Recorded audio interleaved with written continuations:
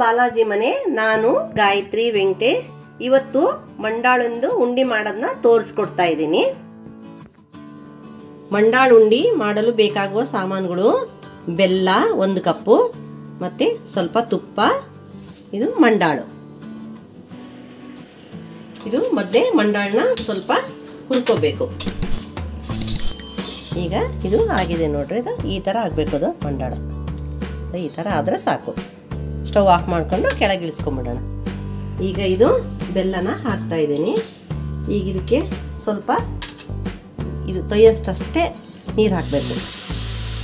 ನೀರು ಹಾಕಿ ಚೆನ್ನಾಗಿ ಈಗ ಇದನ್ನ ಸ್ಟವ್ನ ಆನ್ ಮಾಡಿಕೊಡ್ತಾ ಇದ್ದೀನಿ.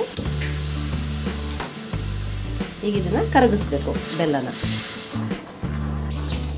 ಈಗಿದು ಈ ಥರ ಆಗಿದೆ ನೋಡಿ. ಇದನ್ನು ನಾವು ಈಗ ಇದನ್ನ ಬಟ್ಲಿಗೆ ಹಾಕಿ ತೋರಿಸ್ತೀನಿ. ಈ ಥರ ಹಾಕಿ ನೋಡಬೇಕು. ಈಗ ಇದು ನೋಡಿ, ಈ ಥರ ಉಂಡೆ ಕಟ್ಟ ಥರ ಬರ್ತದೆ ನೋಡ್ರಿ. ಇದು ಈ ಥರ ಆಗಬೇಕು.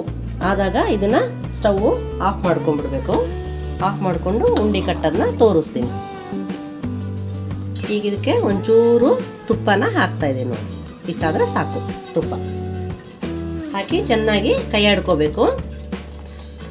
ಈಗ ಉಂಡೆ ಕಟ್ಟೋದನ್ನ ತೋರಿಸ್ತೀನಿ. ಈಗ ಈ ಥರ ಒಂದು ಪಾತ್ರೆ ತಗೊಂಡು ಇದಕ್ಕೆ ಒಂಚೂರು ತುಪ್ಪನ ಹಚ್ಕೋಬೇಕು.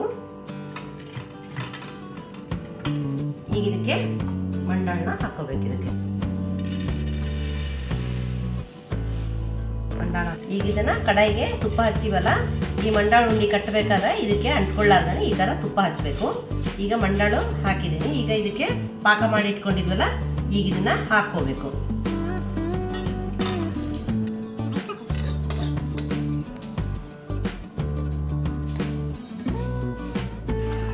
ಈ ಥರ ಎಲ್ಲನೂ ಚೆನ್ನಾಗಿ ಕಲಿಸ್ಬೇಕು. ಈ ಥರ ಹೊಂದ್ಕೊಳ್ಳೋಂಗೆ ಬೆಲ್ಲ ಪಾಕ ಅದೆಲ್ಲ ಮಾಡಿದ್ವಲ್ಲ, ಅದನ್ನು ಚೆನ್ನಾಗಿ ಈ ಥರ ಹೊಂದ್ಕೊಳ್ಳೋಂಗೆ ಕಲಸಿ ಆಮೇಲೆ ಉಂಡಿನ ಕಟ್ಟಬೇಕು.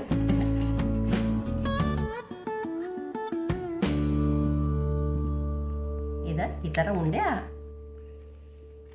ಈಗ ಈ ಥರ ಉಂಡೆ ಕಟ್ಟಬೇಕು ನೋಡಿ. ದೊಡ್ಡದು ಇದು ನಾವು ಈಗ ನಮ್ಮ ಮಗಂದು ಎಂಗೇಜ್ಮೆಂಟ್ ಇದೆ, ಅದರ ಸಲುವಾಗಿ ಇದು ಮಾಡ್ತಾ ಇದ್ದೀವಿ.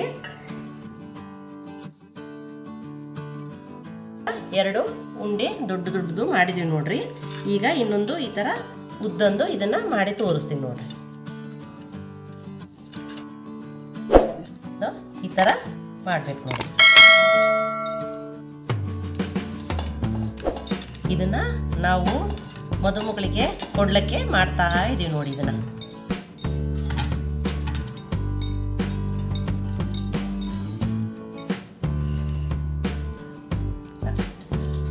ಈಗ ಇದು ನೋಡಿ ರೆಡಿ ಆಗಿದೆ ನೋಡಿ.